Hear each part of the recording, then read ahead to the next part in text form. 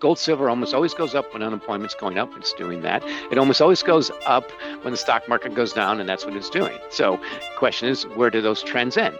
It's front running, definitely. It's the question to answer is what I'm thinking. I think we are heading towards that global recession with good reason. Gold-silver ratio was already advancing. Gold versus crude oil was already advancing. Gold versus most commodities was already advancing. It was going that way. Central banks are buying gold. We're back with Mike McGlone, Senior Commodity Strategist at Bloomberg Intelligence. Mike is back with us to discuss his outlook for inflation versus deflation, a recession outlook, what a gold-silver ratio above 100 means, and, of course, his outlook on Bitcoin, economic growth, and everything in between. Welcome back to the show, Mike. A lot to discuss. We're going to be covering Bitcoin, commodities, crude oil, including crude oil, DXY, and your interest rate outlook and your economic outlook. Thanks for being here. Well, it's good to be back, and thanks for having me, David. I always like talking to you.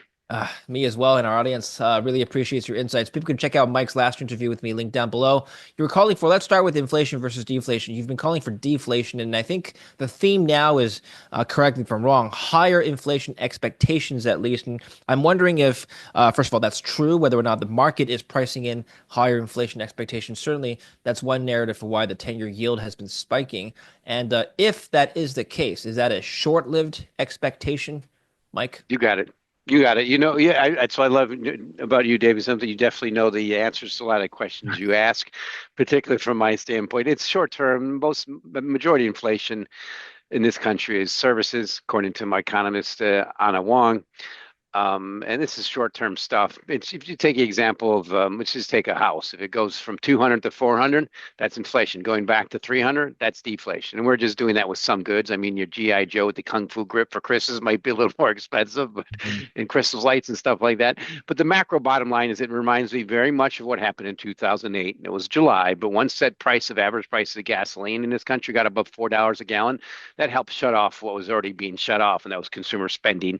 And that's the trend. Trajectory everywhere. I mean, the key thing we have to ask ourselves, you and me and our audience, is when's the last time you heard an upward revision in GDP on a global basis, in consumer spending, in U.S., in estimate, in earnings, and sales? Everything is tilting downward. And it's a question what stops it. I think it's early days, but it's the lessons of history that some of us, from you in our program, I've been pointing out. Deflation always comes from inflation. I gave you the example of an average home, and we're in that trajectory now, and it's very severe. It's quite severe in China. Look at that 10-year yield at 165, and our yields are starting to tilt that way. And I think it's a matter of time we all get there. And the sore thumb on a global basis, or the trigger to really accelerate that normal deflation for inflation is really happening in the rest of the world, is the U.S. stock market just reverting some of its very excessive valuations. Mike, I want to get your specific inflation forecast in just a minute, but let me show you something that's kind of interesting, at least to me. Here we go. I went on CNBC this morning. Here's our homepage. Two seemingly contradictory headlines here. Wealthy consumers up their spending last quarter, and empty shelves trucking layoffs lead to a summer recession. So let's start with this one here. Wealthy consumers upping their spending. Lower income earners are reining in the transactions to focus on essentials, while the wealthy continue to spend freely on perks, including dining out and luxury travel. Meanwhile, the economic impact of the tariffs imposed by the Trump administration will soon be apparent to everyday Americans and lead to a recession this summer, says Apollo Global Management. Tariffs announced by Trump could hit the U.S. economy based on the transport time required for goods from China. U.S. consumers could start to notice trade-related shortages. The consequences will be empty shelves in U.S. stores in a few weeks and COVID-like shortages for consumers and for firms using Chinese products as intermediate goods. That's a scary sounding quote. A stark contrast to wealthy people spending more money. What's going on? Well, that sounds a little delayed. First quarter, every Monday morning we have a strategy meeting with our Bloomberg Intelligence, Bloomberg Economics team, and some key quotes from Anna Wong, our chief economist. Is she expects payrolls to be 165 this month, but May and June are going to be quite weak. Logistics and trade and leisure and hospitality are all not. Her quote was plunging. And remember this is from someone who expected that recession in 2023. Guilty. This is how it usually happens. You got to be thrown down on the mat, in markets. And the good news is a lot of our listeners and viewers do it. I just say it. I just try to, I completely respect them doing it. And now it's going that way. It's questions what stops. I mean, the whole world's tilting that way, particularly in this country. And it's just, the rest of the world facing tariffs from the US is just getting started. But the key thing I like to point is these kind of things were clearly in the patterns in commodities well before Mr. Trump was elected. Now, that election changed the world. We all know that, and the history will see how it judges. But it certainly changed that we saw it was just crude oil declining. Most of the base metals kind of ho-hum and gold beating everything Mhm. was the trajectory before that. Now that's accelerating with good reason. So I be careful with some of that data, but now it's all about the number one force for deflation bar none, is that U.S. stock market going down. Now, I'll end, uh, obviously mention why the highest ever, and well, basically 100 years, highest since the great in 1929 versus GDP two times. There's only two examples in history. We were there just a few months ago. And that's 1929 U.S., 1989 in Japan, and also highest ever versus less the rest of the world stock markets. So it's not just, it's mostly, it's the sore thumb. It's the US. So I like to narrow down what really matters. And then I look over to my colleagues, like I mentioned, Anna Wong's tilting towards that recession. And Gina Martin Adams, our chief equity strategist, is I've never heard stuff like this from her before, but pointing out the fair value in S&P 500 is around 4,000 in the case of recession, and pointing out we're seeing declining. Here's some quotes from her in the morning meeting. Guidance is at record lows. Record number of sales misses. Margin expanses had flatlined and are set to contract. Gaps have been covered in the way up, and then the long-term trend is back down. But these are so I unfortunately I can play devil's advocate. I can say I have plausible deniability for my views. I've been too early. And we've seen that from me before, certainly on gold, potentially in Bitcoin peaking, and potentially in being the next big trade is US long bonds. Yeah. Now it's all tilting that way. Question is, what stops it? And we do have a very emboldened US government and leadership that has been pointing to this for years. And I'll just mention two books that predicted this. First was At War with Ourselves by General McMaster, who pointed out Trump, if elected, would only bring complete loyalties on his in his cabinet. That's what he has. And then the other book, No Trade is Free, which we've mentioned before by Robert Lighthizer. Tariffs. And this kind of things have resonated from guys like me who's from the Rust Belt before it was called the Rust Belt. Are you ready to meet the biggest minds in Bitcoin face to face? Well, this summer, the crypto capital of the world isn't Silicon Valley or New York or even Miami. It's Las Vegas. Introducing Bitcoin Vegas, the ultimate Bitcoin event of 2025. And this is not your average conference. Join real conversations with people shaping the future of money. Thought leaders like Michael Saylor, Lynn Alden, Ross Ulbricht, Winklevoss twins, David Sachs, and many, many more.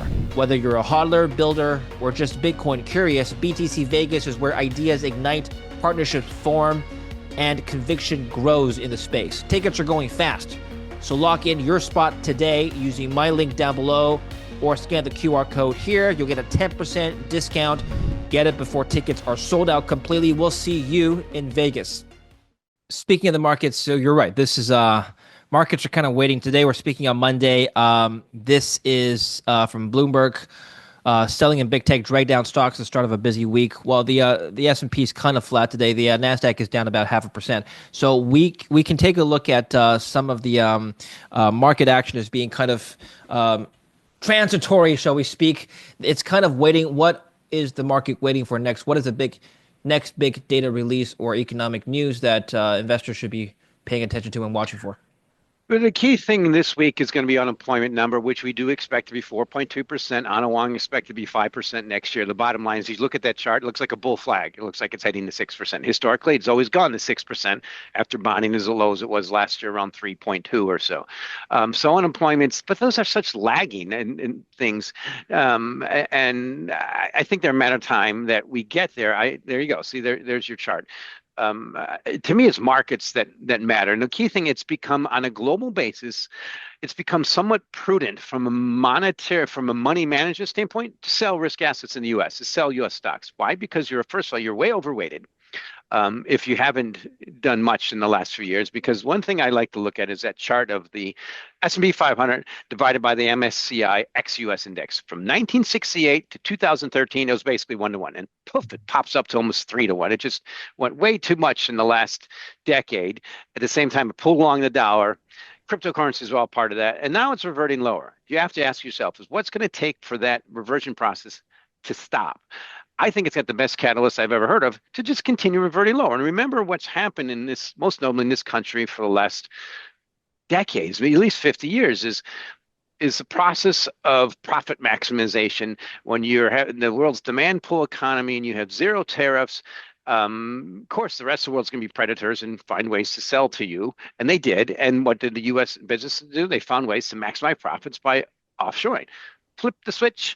First thing you do is you hurt earnings, you're hurting consumer sentiment, and it's just the reversion process right now. But I think it's the thing is that we've reached the apex of what happens in terms of massive liquidity, adding liquidity to the Fed put. For instance, the first time the Fed put really was enacted was on the stock market crash in '87. Chairman Greenspan eased 50 basis points that day. Now we're at the point we've eased so much. We've got inflation sticky. The stock market's 2 times GDP, most in 100 years. And we can't really ease because we've eased too much. And we all know a good way to get the Fed to ease is to have the stock market go back down. The key thing I like to point out is the wealth contribution last year from the stock market was $12 trillion. That was 40% of GDP, most in history. Now we're just reverting that. So to me, this is the long overdue reversion of very expensive risk assets with good reason in the U.S. And regardless of you hate them or love them, whatever, this is just what's happening. These are the facts of which. So where I think we're going to go. The key thing I wanted to point is before this really started happened, it looked like crude oil to me was going to head to $40 a barrel. Now we have a good reason to do that. Why? It always does. Not always. Since it first peaked at 40, I think the first time was when Saddam Hussein invaded Kuwait. It's been bottoming near there for the last 20 years. Now we have excess supply, decreasing demand. That's called superabundance. Similar in grains. In U.S. and massive supply out of grains, we have superabundance because prices went up going that way. And copper's the one that's kind of dicey, but the fact that gold got to 3,500 an ounce last week, I think is a pretty good resistance, but it's indicating gold gets it. I think gold gets the deflation. It gets the tilt. It gets the, kind of want to get out of U.S. stock market. Question is, what stops it? Now, that's where I see the tilt going. And I just ask myself I look at this as very similar to, I like to say 2008, 1999, but the only comparison in history in terms of valuations is 1929 US and 1989 in Japan. And both of those didn't turn out well. And they both were very deflationary, followed by very deflationary periods, which I think we're starting now. Okay, so just on that note, going back to inflation and deflation. So the Phillips curve, as you're aware, is the inverse relationship between unemployment rate and inflation. We just talked about the unemployment rate going up. According to the Phillips curve, that should mean inflation going down per deflation, like what you just said. However, some economists have told me now could see a breakdown of the Phillips curve because of tariffs, where you have the unemployment rate going up and the trade war pushing goods prices up. So a breakdown of that relationship. What do you make of this theory? Short term, I agree. Don't disagree, but it's short term. It's just the most recent relevant example, I think, was when crude oil pumped up to $140 a barrel in 2008. That was the all-time high. The low's been 43 times since. That really was, I think, is similar to what we're doing now. We're making a lot of goods and consumer goods expensive for your typical computer and consumer. 55% of the wage earners in this country who have a problem, and a lot of the people who earn tips and rely on overtime, the people that Trump said he's going to lower taxes for. You see the tilt there. He's the votes. But to me, it's very similar to that, and that's what tilted it lower. But the key thing to remember is, number one, I think we're in a bear market in the U.S. stock market. It's early days. I think we'd be delightful if we end this year not down 20% or more. We're so overdue. And my colleague Jean Marta Adams agrees with me, which is rare. I haven't been in the same boat with her for a while. I've been way too early in the stock market, and like I was in gold, but it finally worked out. I want to comment on this piece that you wrote that got a lot of media attention. Gold, silver cross in global deflation leaning. Gold versus silver at 100 is an ominous sign for the global economy. I think you wrote this a while ago. Gold's steady outperformance versus silver, which began before the election, could augur an unfavorable turn for the global economy. The gold silver cross has reached the 100 milestone that might point to recessionary risks. By the way, the last time this happened was during the pandemic. Our Yeah. analysis suggests that there could be reasons for the uptrend to continue. Can you summarize your findings for us? And here's a very good chart okay, well, this links to the terminal.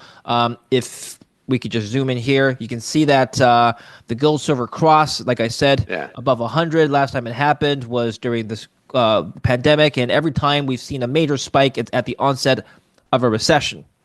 So tell us about your findings here. Yes, the key thing that I appreciate you featuring that is obviously silver's cheap to gold, gold's expensive to silver. You just need at some point a trigger that silver might catch up.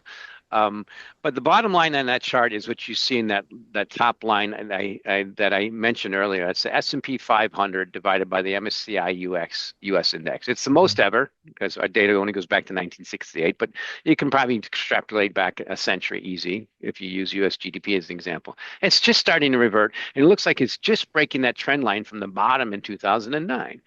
So that to me is what gold and silver are anticipating. It's when it becomes prudent to sell U.S. stock market, you have to be careful. What's the next best alternative?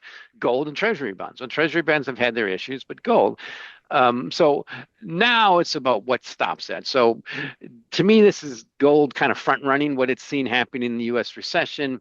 It's seeing the key thing is the alternative. So one thing I want to mention is for 4 years in a row, we've had outflows in gold ETFs. Why buy gold when U.S. stock market's on a tear and you can get 45% in T-bills? That was, I think, is what's reverting. So far this year, we've had almost $30 billion of inflows in gold ETFs. To put that in context, the amount of inflows we've had in Bitcoin ETFs has been between 4 and 5 billion. Not that much. So to me, this is part of early days for a normal reversion of U.S. stock market. And the problem I have to say is that's the recession because it is the economy now. When you get to 2 times GDP, the only 2 examples in history show that the stock market becomes a recession. Gold, silver's picking that out. But I have to point out, when gold was at its high last week, $3,500 an ounce, that was up 33% in the year. So you go back the last 100 years, there's only been 6 or 7 cases of it being up that much on an annual basis. So let's just take gold now and put it for the rest of the year. Is it going to be higher or lower? Is it going to be above that 33% or lower than that 33%? But the only times in history was the inflation in the 70s. Part of that was currency debasement in 1971 when August 15th, when President Nixon took us off the gold standard. And Yes. obviously the major Arab wars that pumped up the price of crude oil. The only other example then was 1934. That was the year after FDR debased the U.S. currency versus gold. You see the problem there? I'm still bullish gold. It can't be the first buyer here. It's very expensive. It's been a great run. But to Right. me, it's early days for what is a normal correction historically. And I think we've got a good reason to do it. Correction, I mean, in risk assets, which means the stock market. You can't ignore it, unfortunately, when it's 2 times GDP. So gold, silver is a good example. And the key thing about silver is it's every day that goes by, it's more and more an industrial metal, Yeah. like copper. Copper's a little bit distorted this year by the tariffs, but versus base metals, it's the same looking chart. Versus the Bloomberg Commodity Index, it's the same looking chart. So in this case, gold, silver, we have data going back 100 years. That's almost the highest ever, and unfortunately, it has a reason to keep going up. And that is, let's put it this way: for that to stop going up, the first major thing would be, yes, maybe something can be alleviated with the trade war, but we know this is something that's been brewing with Trump for decades, and it's unlikely to stop. The U.S. stock market probably has to show resilience, which I think it's more likely to head downward. It's interesting you said that the gold silver ratio is about to or is likely to continue going up because last time it happened or this happened when the gold silver ratio spiked up in a vertical line, it collapsed almost immediately. In fact, that's been the trend Right. according to this chart. So, according to history, we should see either very soon either a collapse in gold or a skyrocketing of silver prices. But you're saying that's not going to happen yet. Why not? I'm very unlikely. Well, first of all, let's think of the global economy facing significant tariffs from the U.S. So just look at China. Well, China, Japan, Germany, the top 3 exporting countries on the planet. Their GDP is about the same as U.S. Exports are about 25% of the economy. Compared to the U.S., about 10%. It's not a big deal. Germany, it's 50%. So talking about a massive predatory exporter, that's Germany. And their average interest rates are below 2%. Are you going to see demand pull from them from anything? as they face tariffs from the U.S. where they've been exporting to for the last decades, particularly post World War II? Very unlikely. This is a paradigm shift. This is a shift that is, some of us have been pointed out. Here's a quote I used when I was in the 90s in the trading pits. I got my MBA at night, and I learned in grad school or MBA how great free trade was. And in the trading pits, I learned, yeah, everybody wants free trade as long as they can run net exports with the U.S. Well, that's being shut off. Bottom line is, it means major pressure for all the demand for all the industrial metals, which are synonymous, particularly closely with the stock market, and silver is one of them. Yeah, it's always good for things like solar panels, but we're certainly getting more and more demand for there. But it's the process of gold demonetizing all precious metals, all markets, particularly silver, forever. The bottom line from that chart is what's never happened. We've never had a high in the gold silver ratio with the U.S. stock market this high. And that's my point is at some point, yes, it should revert rapidly, but is it going to be from a much higher level? At right now, that seems to be trajectory, unless we can have some kind of shock surprise Yeah. where the U.S. stock market can take off, the rest of the world will do okay. We can just come out of this. But remember, all the world's starting to tilt towards easing. The U.S. is waiting. It's the trajectory right now isn't have it. Basically, to end with this, you typically need a bit more of a flush and a bottom and something to stop it. You need that Mhm. money printer to get turned on, and right now it's not being turned on. Okay. Can you answer the question that you posed in this article here? Is gold, silver, Yes, 100 front running global recession? And then you talked about yes. the ratio versus the unemployment rate. Tell us, Mike, what is the relationship between this ratio and the unemployment rate per your findings? Yeah, so I've enjoyed writing about this one forever. When you analyze gold, silver, it usually goes up when the volatility, the next VIX volatility index is bottoming and going up. That's one example. Gold, silver almost always goes, and that's just starting. Gold, silver almost always goes up when unemployment's going up. It's doing that. It almost always goes up when the stock market goes down, and that's what it's doing. So, question is, where do those trends end? It's front running, definitely. It's the question answer is what I'm thinking. I think we are heading towards that global recession with good reason. But again, even before Trump was elected, these were the trajectories in the markets. Gold silver ratio was already advancing. Gold versus crude oil was already advancing. Gold versus most commodities was already advancing. It was going that way. Central banks are buying gold, not really Yeah. Bitcoin. So that's my point. These are pre-existing trends, and now it's got a pretty good catalyst for it to happen. Here's my question. If the gold market has been this effective at sniffing out recessions in the past per this indicator, why not just talk to gold investors about what they think? Because it seems like the gold market's very prescient in forecasting slowdowns and recessions and falls in the equity markets. But per your point, perhaps it's just a coincidence. Perhaps it's just central banks buying gold at this particular point in time. But maybe they know something we don't. I don't know. How would you interpret? What is the gold market looking at? Is my question to determine that there should be some sort of slowdown. Like you said, it's front running a recession. It's becoming the default go-to. We've had issues with U.S. Treasuries, people talking about and the potential end of the U.S. exceptionalism trade. But it's also how it works psychologically. It's part of the reason I'm bearish things like Bitcoin and bullish things like gold. We've had major negative sentiment in gold for 4 years. That's usually the time you want to look to buy an asset when Yeah. everybody hates it. The usually time you want to sell it was when it gets really expensive and everybody loves it, i.e. Bitcoin. And so one thing I used to like to watch is roping in that digital asset is that Bitcoin to gold ratio. I mean, it's been going up mostly forever, but it's stalled at the same level since 2021. So sentiment, I analyze that a lot. I like to look at what's happening in futures.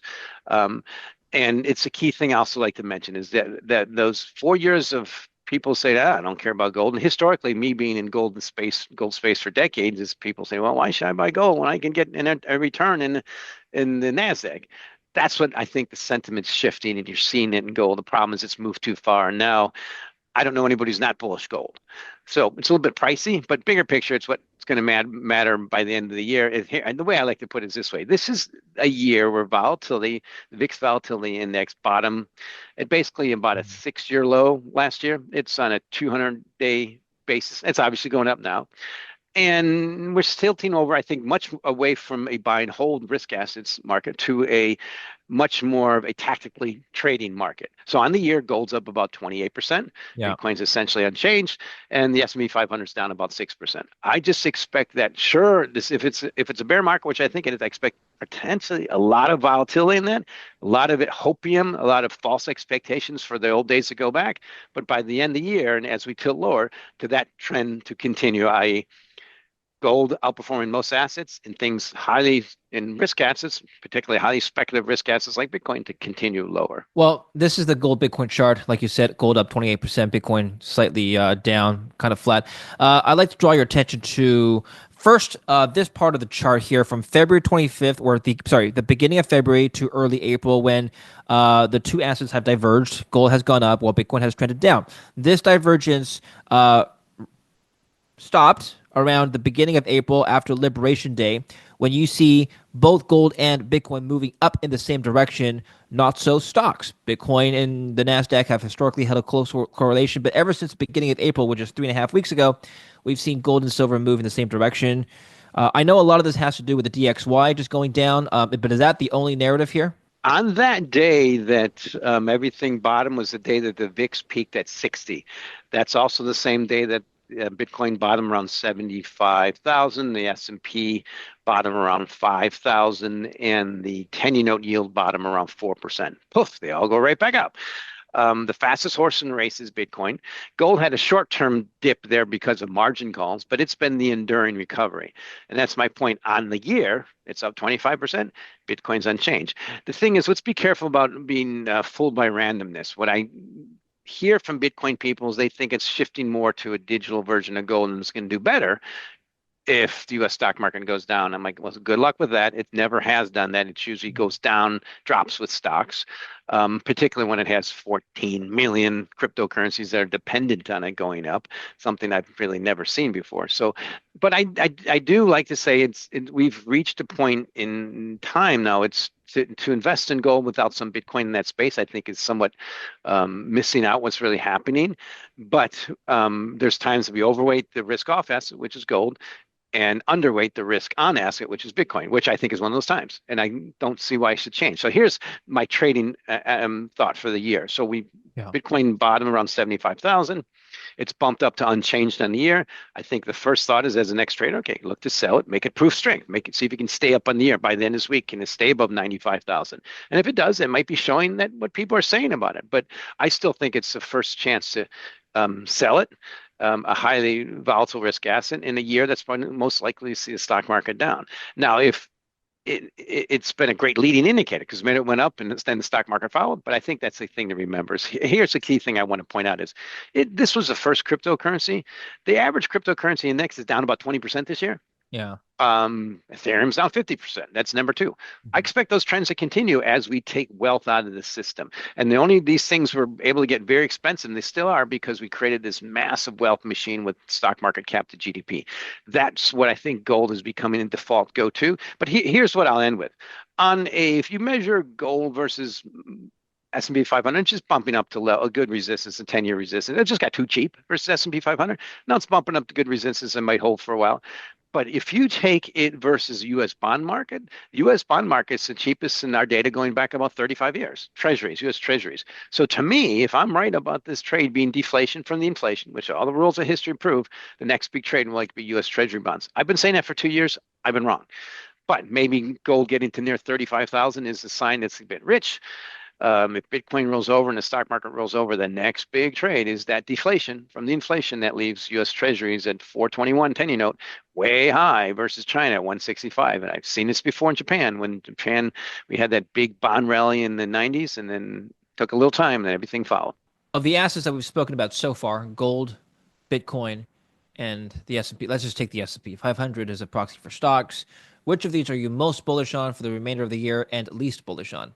Most bullish for the rest of the year remains gold and treasury bonds. Least bullish remains U.S. stock market, Bitcoin, copper. Interesting. Gold's already at well, it went to 3,500 at some point. It's down a bit today. What is next for the price? People are talking about 3,500. That's already breached. I mean, what's Yeah. the next level for you? Well, I think it's stuck between a range between 3,000 and 4,000. So let's look at for gold to stay below 3,000. I think we need to go back to the old days of U.S. stock market being the only place in the game. You got to be in there. Why buy gold? And maybe high interest rates. For to go to 4,000, one key simple thing would get us there: S&P 500 going to 4,000, which is the fair value from Bloomberg Intelligence if we go into recession, which to me is what we're going to do. Go back to 1 to 1, 1 per ounce price per S&P 500, the same per ounce price of gold, which is basically historically closer to the average. Okay. Now, what does that mean for silver? Will silver follow gold? Yeah, that's all. It's reluctantly. Silver's got one thing going for it right now. Gold's going up. And for it to switch to go up with gold going down, you need global demand pull forces in this recession that we all see happening not to happen, to reverse on a dime. Yeah. I don't see what happens there, but virtually all the precious metals are going up on the back of gold, like all the cryptocurrencies are going up on the back of Bitcoin. And so there it's an inordinate dependence. And so I look at silver, same thing. It's going up, it's still lagging, up 15% on the year versus gold's almost 28% rally. Makes sense as you head towards recession with the stock market down. Now is at the pause and volatility reflect stage. And I fully expect that to continue, the spread to widen, at least for now, until we see a major shift in potential, something to take me away from my view that U.S. stock market's in a bear market. Now, where does that leave Bitcoin? Like you said, it bottomed around 70 something thousand, and we're up a bit now. We're close to back to 100,000, Mike. Yeah, so it's a pretty solid wall resistance. If it can sustain above these levels just up on the year, it's a major statement. So far, short term, it's been good. But the key thing to remember about this space is the key trends I saw in 2008 are happening with a big difference. In 2018, you could look forward to the people who hated it, i.e., the president at the time, who didn't get it at the president at the time, look at some point grabbing on, and they did. So all that good stuff that I was looking forward to back then, writing about its digital gold, the base layers of dollar, and by the way, all these crypto dollars invest in treasuries, the stuff they didn't get back then, they all got now. And now it's just way too bullish, expensive, and everybody's on board and thinks how great it is. So I think the risk is it goes back to, it's the same risk I point out in 2018. It loses a zero. I mean, 2020, I pointed out it was going to add a zero. It's just that kind of asset. So got back down to 10,000 is still, I think, the major risk potential for Bitcoin. If it can stay above these levels for just a couple more weeks, I might have to kill that view. But it's really the key thing to remember is it's going up and it trades in much higher correlation in the stock market than a lot of crypto indices do. Yeah. It's about the same. The correlation is about 0.6 on a 100-day basis to the stock market. So NASDAQ, I should say. So a key thing I like to look at is the Bitcoin to gold ratio. Right now it's at 28. The high was 40. 40 ounces of gold to 1 Bitcoin. That was right at the end of last year, which was like a very good peak. It's back down to 25, which is good, very good support. It's bouncing now. I think it's more likely to go to 10 than stay back above 30 or 40. This is a chart that has been circulating on social media, and I'd like to just, first of all, verify its accuracy, but also just comment on it. Somebody overlaid the M2 global money supply advanced by 90 days, and it showed a good correlation with the Bitcoin price, and the advanced by 90 days shows that if this, first of all, we don't know if this data set is correct, but let's assume that it is. Well, what happens once this relationship holds? We're seeing 200K Bitcoin by July. So think of what that means. First of all, what does that mean for the U.S. stock market? It's very highly correlated. What does it mean for the Fed? Bitcoin going up has typically been very highly correlated to the Fed, means inflation, means it takes the Fed easing out of the picture. That scenario is what you see from a lot of people who are really vested interest in the price of Bitcoin going up, and they seem to sometimes forget that it's gone up a lot. So the kind of stuff like that, I'd like to put that out when Bitcoin was at 10,000 in October 2020, and I expected to add a zero. But now that we're near 100,000, flip the other way. So that to me is, yeah, okay, well, I hope that helps your position. But here's what's going to pump up Bitcoin is I think the whole world's looking for the money printer to go burr. Now, we've already had that. We've had that lesson of too much liquidity and too much inflation. That's something that's changed in my entire lifetime in the business, which is since the 80s. Now we know that, okay, at some point, there'll be more money printing, more fiscal stimulus potentially, but usually it comes on the back of one key thing, risk assets going down.